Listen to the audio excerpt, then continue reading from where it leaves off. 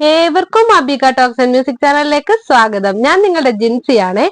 വിവാഹം ഉറപ്പിച്ച ആൺകുട്ടിയോ പെൺകുട്ടിയോ ആണോ നിങ്ങൾ? ഈ പരിശോധന നടത്തിയാൽ ഭാവിയിൽ ദുഃഖിക്കേണ്ടി വരില്ല.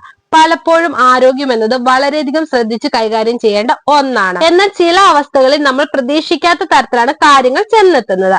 ആരോഗ്യ പ്രശ്നങ്ങളെ ഒരിക്കലും എപ്പോൾ എങ്ങനെ സംഭവിക്കാമെന്ന് പറയാൻ സാധിക്കുന്ന ഒന്നല്ല. എന്നാൽ ചില മുൻകരുതലുകൾ എടുത്താൽ ഒരുവിധം പ്രതിസന്ധിയെ നമുക്ക് മറികടക്കാൻ സാധിക്കുന്നതുമാണ്.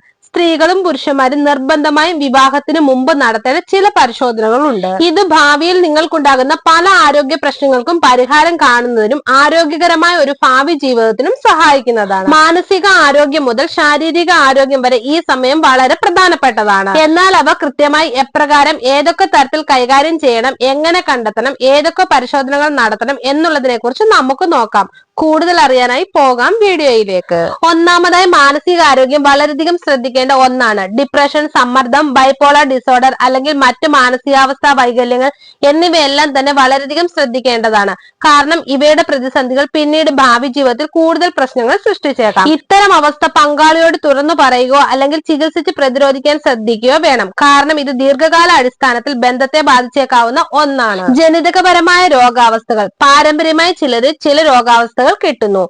Cystic fibrosis, single cell anaemia അല്ലെങ്കിൽ ഹണ്ടിങ്സൺ രോഗം പോലെയുള്ള ചില പാരമ്പര്യ രോഗങ്ങൾ വിവാഹത്തിന് മുമ്പ് കണ്ടെത്തേണ്ടത് അനിവാര്യമാണ്.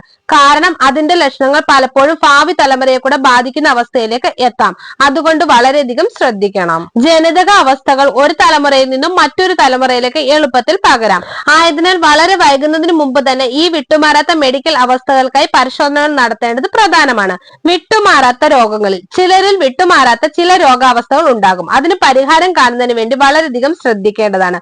പ്രത്യേകിച്ച് പ്രമേഹം, സ്വയം രോഗപ്രതിരോധ വൈകല്യങ്ങൾ അല്ലെങ്കിൽ രക്താതിമർദ്ദം തുടങ്ങിയ രോഗാവസ്ഥകൾ കൃത്യസമയത്ത് കണ്ടെത്തി ചികിത്സിച്ചാൽ രോഗാവസ്ഥയിൽ നിന്നും പരിഹാരം കാണാവുന്നതാണ്. ലൈംഗിക രോഗങ്ങൾ. പലപ്പോഴും ലക്ഷണങ്ങൾ ഒന്നുമില്ലാതെ പലരിലും രോഗാവസ്ഥ ഉണ്ടാകാം. അതുകൊണ്ട് തന്നെ ഇത്തരം കാര്യങ്ങൾ കൃത്യമായി മനസ്സിലാക്കി കാര്യങ്ങളെ തിരിച്ചറിഞ്ഞ് പരിശോധനയും ചികിത്സയും നടത്തുക എന്നത് ആദ്യത്തെ കാര്യം. ഇത് തിരിച്ചറിഞ്ഞ പലരിലും സങ്കീർണതകൾ ഇല്ലാതാക്കുന്നതിനും ആരോഗ്യകരമായ ദാമ്പത്യ ജീവിതത്തിനും സഹായിക്കും. പ്രത്യുൽപാദന ആരോഗ്യം. സ്ത്രീ പുരുഷന്മാർ നിർബന്ധമായും നടത്തേണ്ട പരിശോധനയാണ് പ്രത്യുൽപാദന ആരോഗ്യം. വന്ധ്യത പലപ്പോഴും കണ്ടെത്താൻ വൈകുന്നതാണ് കുട്ടികൾ ഉണ്ടാവുന്നതിൽ ബുദ്ധിമുട്ടുണ്ടാക്കുന്നത്. അതിനെക്കുറിച്ച് കൃത്യമായി മനസ്സിലാക്കി ആരോഗ്യാവസ്ഥ മനസ്സിലാക്കി ചികിത്സിക്കേണ്ടതാണ്.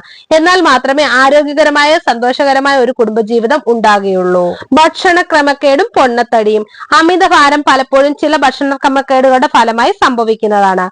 അതിന് പരിഹാരം കാണുന്നതിന് വേണ്ടി ചില കാര്യങ്ങൾ മനസ്സിലാക്കി കൃത്യമായി മുന്നോട്ട് പോവേണ്ടതുമാണ്. പലപ്പോഴും ആരോഗ്യകരമായ ജീവിതശൈലി സ്വീകരിക്കുകയും ആരോഗ്യത്തെ മികച്ചതാക്കുകയും ചെയ്യുന്നതിന് വേണ്ടി ഭക്ഷണ ക്രമക്കേടുകൾ ഒഴിവാക്കി അമിതവണ്ണത്തിന്റെ കാരണം കണ്ടെത്തി പരിഹാരം കാണണം. ഉറക്ക തകരാറുകൾ. ഇതൊരു രോഗാവസ്ഥ തന്നെയാണ്. പലപ്പോഴും സ്ലീപ്പ് ആപ്നിയ, ഉറക്കമില്ലായ്മ അല്ലെങ്കിൽ നാർക്കോലെപ്സി പോലെയുള്ള അവസ്ഥകൾ ഒരു വ്യക്തിയുടെ ആരോഗ്യത്തെ ബാധിക്കുന്നതാണ്. ഇത് ദാമ്പത്യ ജീവിതത്തെ പ്രശ്നത്തിലേക്കാക്കും.